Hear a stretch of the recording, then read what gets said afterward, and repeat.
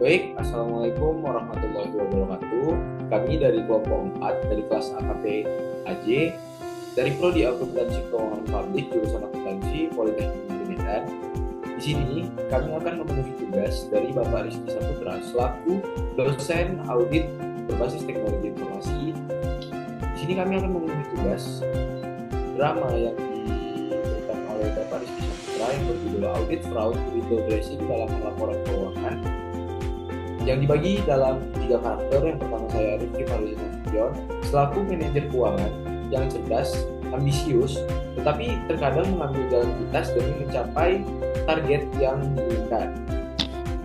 Kemudian saya sendiri, Syarfina Ayu Ramadhani, merupakan auditor yang teliti dan berintegritas, selalu mencari kejujuran dalam laporan keuangan. Dan saya Anissa Pijalubis, berperan sebagai staf akuntansi yang lebih pragmatis, seringkali terjebak antara tekanan atasan dan kode etik profesional. Mungkin untuk mempersingkat waktu, marilah kita mulai drama yang untuk memenuhi tugas dari Bapak Rizky Saputra. Terima kasih.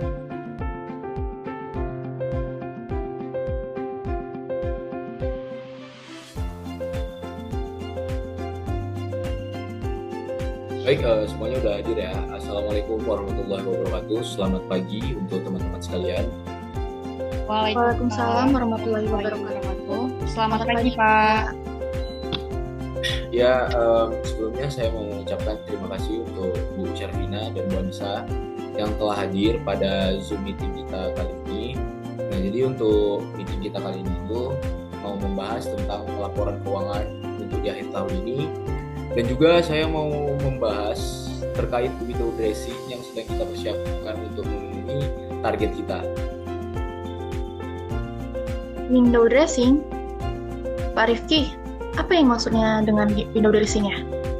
Ya, kami itu sebagai auditor tentu perlu memastikan terlebih dahulu laporan yang akurat dan sesuai dengan standar akuntansi yang berlaku. Sebenarnya kami sudah mulai bekerja pada laporan keuangan, tetapi ada beberapa hal yang perlu kita sesuaikan agar terlihat lebih rapi. Demi memenuhi ekspektasi manajemen, mungkin window dressing bisa membantu?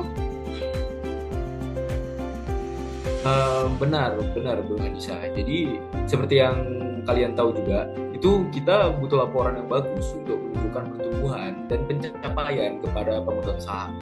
Nah, jadi jika ada beberapa angka yang mungkin yang tampak kurang menarik, jadi dari window dressing itu kita bisa sedikit mengubah penampilannya agar terlihat lebih bagus tanpa mengubah substansi dari laporan tersebut, gitu. Mohon maaf Pak Rifki sebelumnya, tapi itu tidak benar. Window dressing dalam laporan keuangan bisa disebut sebagai manipulasi ataupun kecurangan laporan keuangan. Kita itu harus mematuhi prinsip kejujuran dan integritas dalam menyusun laporan keuangan. Ini merupakan hal yang harus kita hindari, terutama karena kita akan diaudit. Bu Syarfina, aku paham kekhawatiranmu, tapi kadang-kadang ada beberapa hal yang bisa dipoles agar terlihat lebih baik tanpa mengubah angka dasar kan?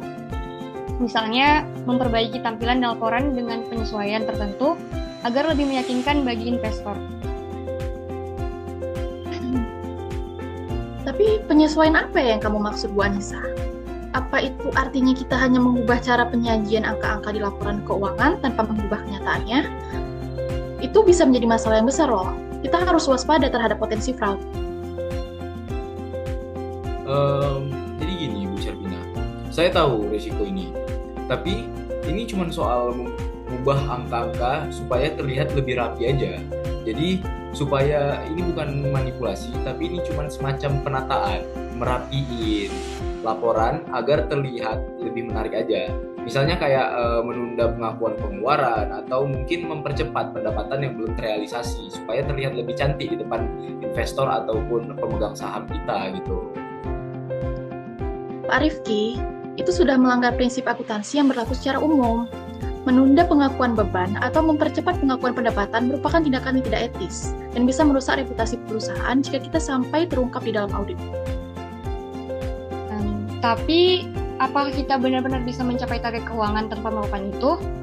Bukankah sedikit penyesuaian tidak akan merugikan siapapun dan bisa membuat kita tampak lebih sukses di mata investor?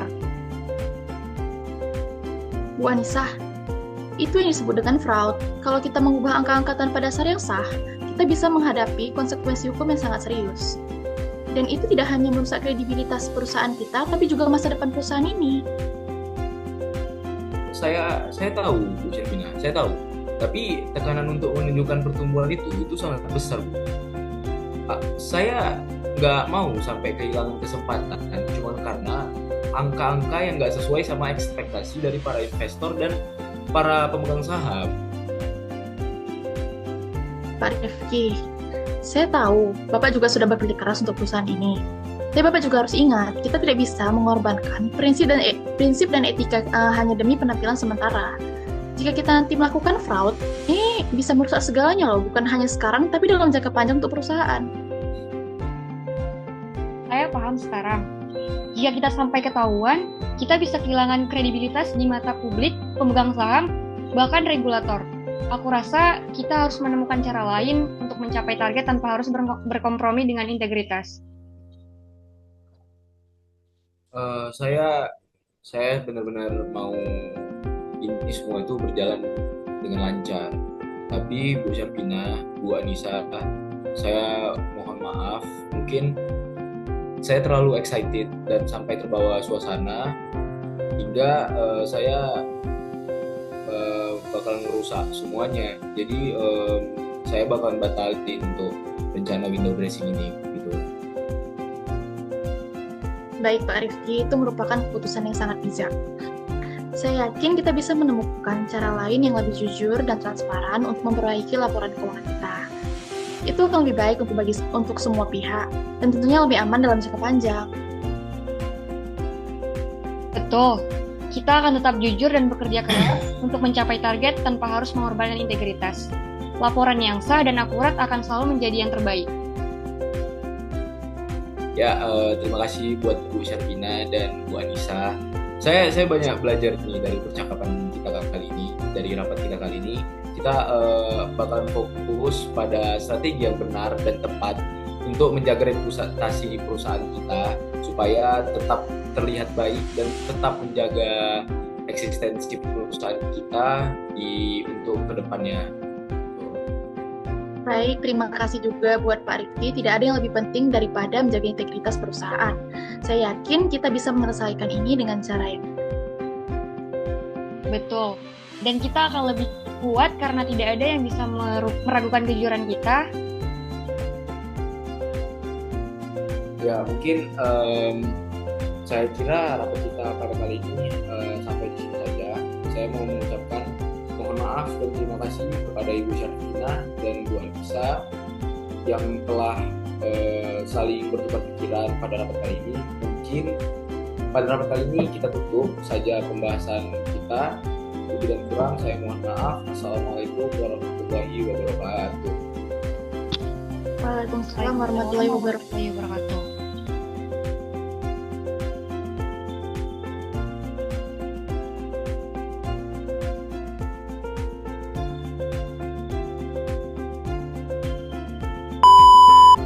Nah, itu dia tadi video drama singkat kami untuk memenuhi tugas dari Bapak Rizky Syaputra dengan drama yang berjudul Audit Fraud Window Dressing dalam laporan keuangan. Mungkin kalau ada kesalahan kata atau kalimat, saya dan kami mohon maaf. Lebih dan kurang saya ucapkan terima kasih.